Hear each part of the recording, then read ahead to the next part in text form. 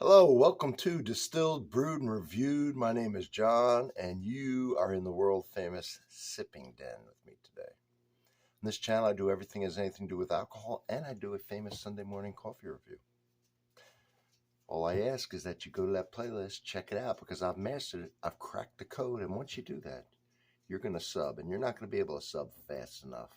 You're going to be amazed. You're going to spend hours. It'll be the best time of your life right there.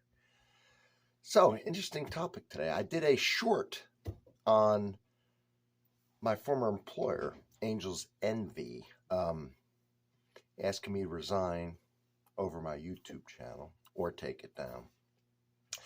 And I got a lot of feedback and a lot of interest, so I thought I would do a more in-depth, more than what 59 seconds could do. So I had my channel about 5 years before I applied to Angel's Envy. And when I went in for the interview, part of the reasons, they ask you, makes you interested in this job and so on. And I told them about my involvement in the industry and how I've always been involved most of my life in the industry one way or another. And that I had a YouTube channel because I thought that would help show my interest and how I'm interested in this case, bourbons. And they liked it. And I told everybody the whole time I worked there about my channel, trying to get people to follow it and trying to build, creds to people coming in, knowing I have a channel. All right. And they loved it. Matter of fact, the managers came to me and asked me, because of the channel, if I would do run the virtual tastings.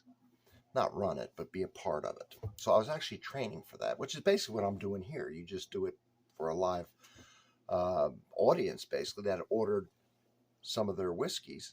And then you go through the tasting and you answer questions, stuff like that. So it's basically what I do here. So I was excited about it. So I was learning that.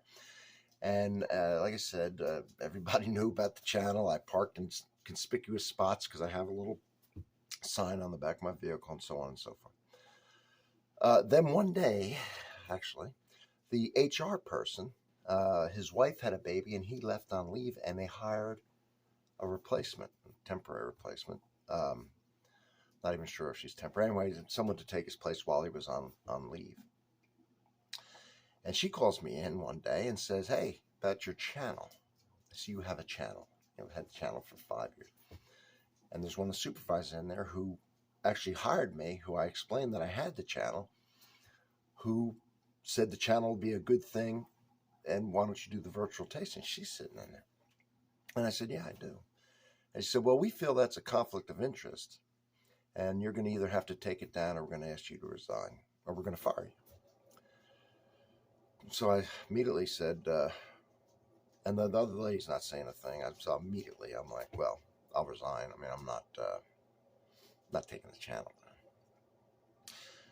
But before I said that, they did say, "Oh, you can keep the coffee reviews." And I thought to myself in a split second, so it's a conflict of interest to have the wine. You said I can have the coffee, the gin, the scotch. This place sells bourbon.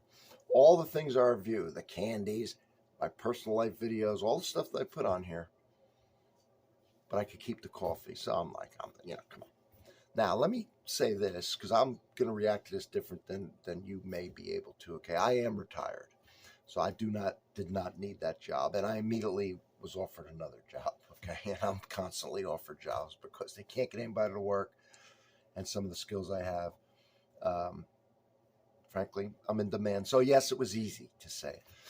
But neither here nor there. That is the whole thing. And then, to add insult to injury, they kind of walked me over to the building to get some stuff out of my locker, like I was some kind of criminal. All I'm doing is,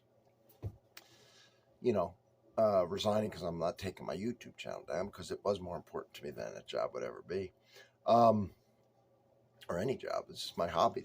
I'm retired now, man. I'm gonna have fun. I'll work hard. I'll make you money if I'm working for you, but I'm gonna have this channel. So that's pretty much the story on that. And the reason I'm putting it out now, well, first of all, it's interesting. It shows some of the pitfalls of having a channel, I guess, although I think there's great benefits to it. Now, as a person who has been in business myself, what I would have done was said, okay, you have a channel. And I would have embraced it.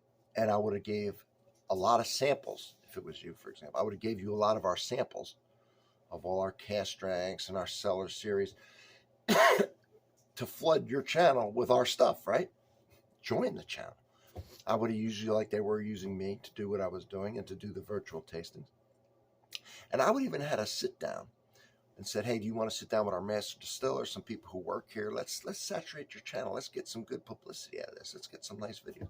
Instead, what they did, now I will never do a negative review on any of their products. I will always do an honest review for two reasons, for me and for you. Okay, that would destroy this channel. So that will never happen. But they don't know that. They didn't know that. They were taking a risk. What if I erased all the ones I had done on there and redid them all saying their products was no good? So that was a risk they took. Now, I won't do it. Never do it. But like I said, they didn't know that.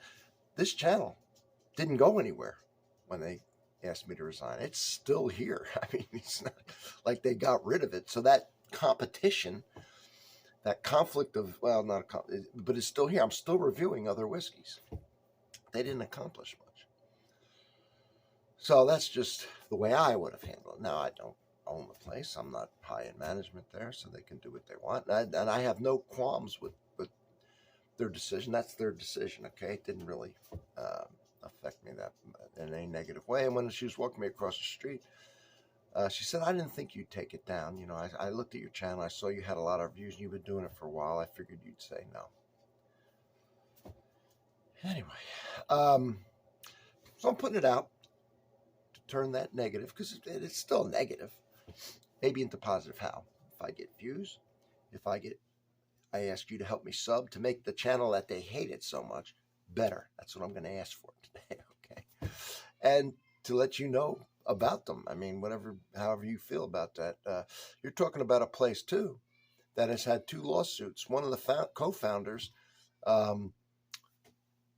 Lincoln Henderson and Wes Henderson. Wes Henderson, you can look it up, and I'm going to have a link to it. If you put Angels Envy Lawsuits, was sued by his mother. Okay, his mother sued him because there was a conflict of interest of him trying to take, when Lincoln died, her fair share away. And it's all public. You can do. And they were also sued because they used small batch to describe their rye. And they were sued because the rye is MGP. It is sourced. And so people are saying, hey, whoever sued them, that's a public thing too. I'll have a link to it. You don't have a small batch rye. You have rye that everybody has. It comes from Indiana. So that was a lawsuit. So this is the place that was going to, get upset over my YouTube channel. So anyway, comment. I love to hear your comments, because there's been some cool comments coming in, some really good common sense ones on the short one. I just want to give you the whole thing.